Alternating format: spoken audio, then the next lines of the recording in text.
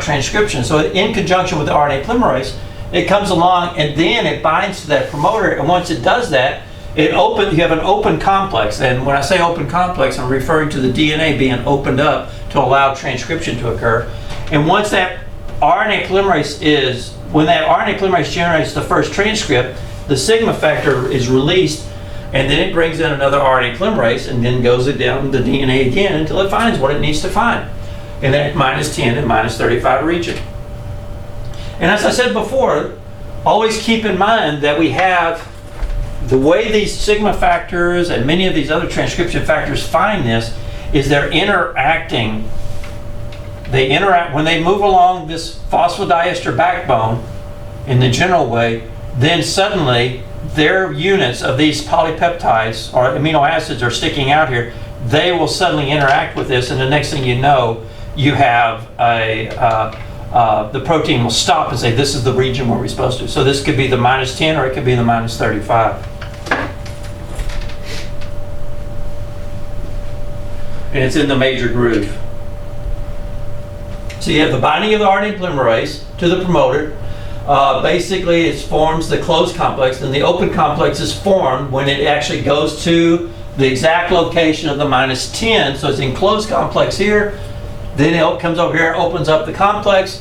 The AT bonds that are in that TA sequence, remember there are only 2 hydrogen bonds, they're easier to open up than anything else. And so that's why you have that complex forms. And so it just basically slides along and you get transcription. So it's just to bring that up there in case you want to look at it a little bit closer. And here you can see this in a much more closer view of this. So here's the template strand. So that's this portion here. Here's the RNA transcript coming off, and see how this thing is rolling out here, and then you have a funnel where this stuff comes into the triphosphates that help to be able to produce this. And so literally the DNA is in sort of a bent fashion being held like this to be able to produce that, and that's just giving you a much deeper understanding of what that open complex looks like. Behind the open complex, the DNA is rewinding back into place. On average, the rate of RNA synthesis is about 43 nucleotides per second in bacteria. And so this helps you to understand how fast this is going. It's very, very fast. Obviously, mistakes can be made, but those then can be corrected. Key points. RNA polymerase slides along the DNA, and eventually when it finds the right location with the help of sigma, it has an open complex is formed. Then you have basically the DNA strand known as a template is used to make a copy of the RNA, resulting in sort of a very short RNA-DNA hybrid that's around. Although it's coming out the back, the RNA is coming out. Then it keeps moving along the strand in a 3' to 5' direction, but the RNA is being synthesized 5' to 3'. Okay. The pyrophosphates are going to be released, and that, of course, when those things are released, they're going to be destroyed, which keeps the reaction going in that direction. And then the complementary rule is the same as the ATGC rule, except that the U substitutes as the T. An interesting thing I mentioned before is that both strands can be used for transcription, and this is just showing you, here you have chromosomal DNA, so gene A is being used going in this direction, then it terminates, another promoter comes along, you get another one, and then on the other one you actually can be using this side of the strand, which is this part, as a template, whereas this is template, and then that would be going in this other direction. And sometimes these things are overlapped. In fact, in a lot of bacterial chromosomes, we see that. Now, termination is important. You have to terminate because otherwise you're using up too much energy. And so you have to terminate the system to be able to keep it going. And so it occurs with a short RNA-DNA hybrid of the open complex is suddenly forced to separate. So as it's moving along, suddenly there's something happens that forces it to separate. It has a lot to do with the transcript that has been produced.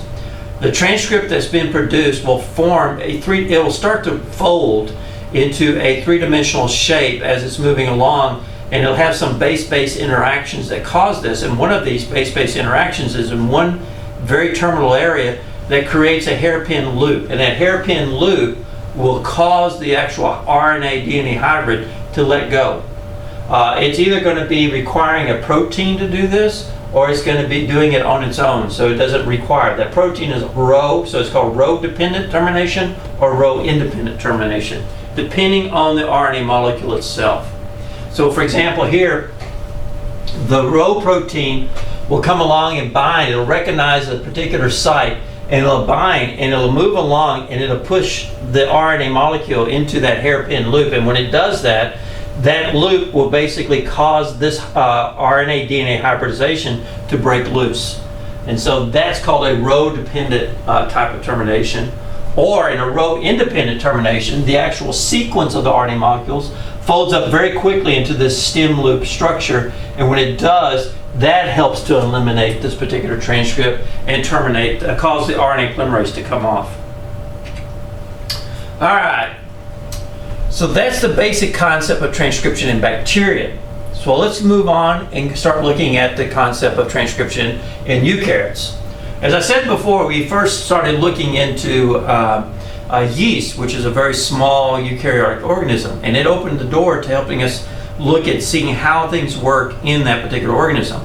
And that became the model for looking at more advanced organisms like mammals and eventually humans.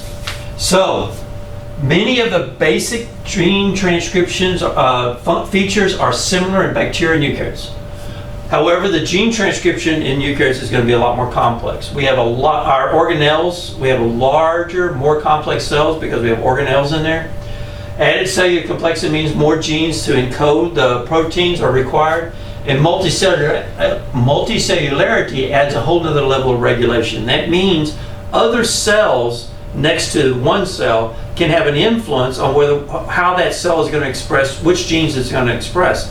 Even cells that are far away, like in our brain, they produce a protein that is going to be picked up by cells in other regions of our body that is a hormone, and it's going to cause a change in gene expression in those particular cells, depending on the levels of that hormone in the cells. So express genes only in the correct cells at the proper time.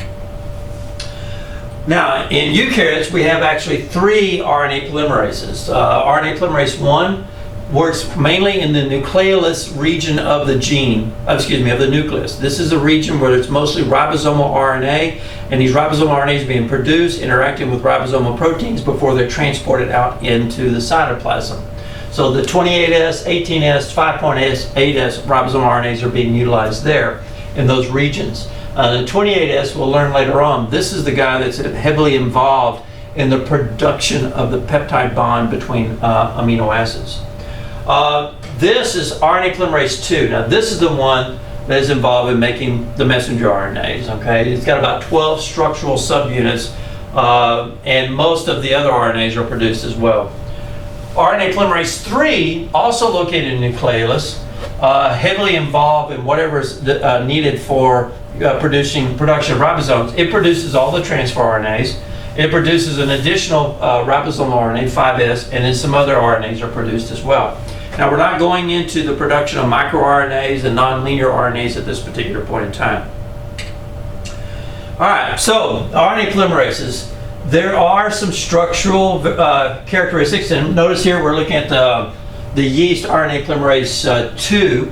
All 3 are very similar and are composed of many subunits, and there's similarity between the bacterial RNA and the eukaryotic compartments. So you can see it has sort of that look like this again. Same thing here and same thing here that are involved. So probably what happens is the catalytic unit or the structural unit necessary for bringing these particular RNA molecules together, like the messenger RNA and the transfer RNAs and the production of the polypeptide, they're pretty much the same, but you might have variations of the proteins outside of that. I'm sorry, I slipped into ribosome and all that, but it's the same concept with the RNA polymerase. So here we have, again, same basic structure here for the RNA polymerase. You have a catalytic unit here, down here. It requires magnesium, just as we mentioned before. In DNA polymerase, it has to have magnesium. Well, it requires magnesium here to bring about that nucleophilic attack. The core promoter is relatively short. It consists of a TATA box. Now that's similar to that concept of the other, but it's a little bit different because in this particular case, the TATA or TATA box, it binds to a very specific protein, not a sigma factor, but a different protein which we call the TATA binding protein. And once that's located, then the transcriptional start site is going to be found, and it makes sure that we have very good precision in actually starting transcription. The core promoter system itself can produce a low level of transcription. It's called basal transcription. And we'll talk about volume control in a few minutes. So here's what we have. This is the promoter region for a eukaryotic gene. And if you'll notice, we have these little boxes in here. Before we were talking about -10, -35. If you'll notice here, the TATA, and the reason we call it a box is because this is how we used to represent it. We call this the TATA box. This is the cat box. GC boxes back here. And so this is a very important site here. It's about -30 upstream of the initiating site for transcription. Now, if you remember in the for sigma factor, it's actually -10 and -35. So this is what we're dealing with in eukaryotes. It's also called, the people who discovered it, Goldberg and Hognes, they're also the ones that it's named after as well. These are upstream elements within the reporter that come into play later. They're referred to as cis-acting sequences because they're on the same DNA fragment, and they will affect the activity of a gene on the same molecule. There's a lot of variability and often more complexity than those of bacteria. Most eukaryotic genes have two features: a core promoter, typically with the TATA called the TATA box, which is a transcription start site, so that's the core portion, and then you have regulatory elements that are going to be upstream from that or downstream in some cases. Now, the factors that are involved in bringing about this whole concept of transcription, we refer to them in two different terms, two types. They're going to be based upon their location in reference to that particular promoter. The cis-acting elements, these are DNA sequences that exert the effect over a particular gene. The TATA box, enhancers, and silencers, which we'll talk about in a moment, these are called cis-acting elements. The trans-acting elements, these are regulatory proteins that actually come in and bind to those DNA sequences. So that's the important part of that particular one. So here, if you have this, here's the start site of transcription. And the interesting thing in eukaryotes, it actually has the start site of transcription buried into a very specific sequence, which we'll talk about later on, but that's another thing that's different in the system. Then -25 to -30, you have the TATA box, and then upstream of that, you have the other regulatory elements like cat box and GC regions upstream to about -100. So this is the core portion, and these are upstream factors involved with that. Enhancers and silencers can be thousands and thousands of base pairs upstream, downstream, or even inside the gene itself. So, what we're going to talk about initially is the proteins that bind to that core complex. We call these the general transcription factors, and they bring about a basal level of transcription. There's only one I want you to remember the most, and that's TF2D.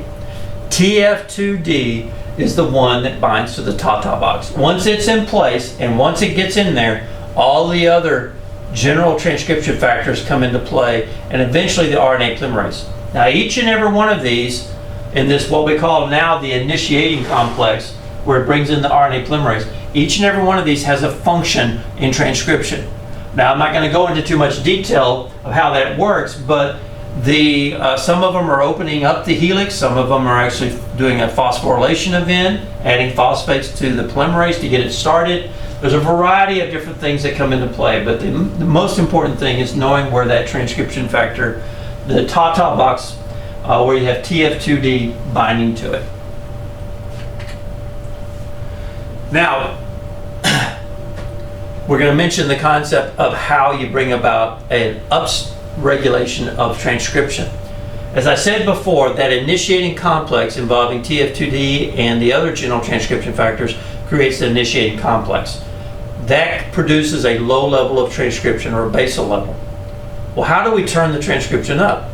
Well, that's going to be involving other factors coming into play. If you'll notice here, this is the initiating complex right here,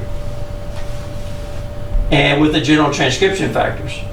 But you'll notice the DNA is looped. Remember that looping that we talked about in bacteria? Well, it's also utilized in eukaryotes. And notice here that there's this thing called a mediator that comes in play here. This mediator is mediating an interaction between other DNA fragments or signals located upstream, and it could be downstream of this particular factor, but it's basically responding to what we call activator proteins. These are binding to enhancers in here to activate this expression. That means to literally turn up the expression of genes here. So once they're in place, we can have RNA polymerases coming off of this thing at a much faster rate. Now, the way when these things come into play, they're going to light up this what we call the C-terminal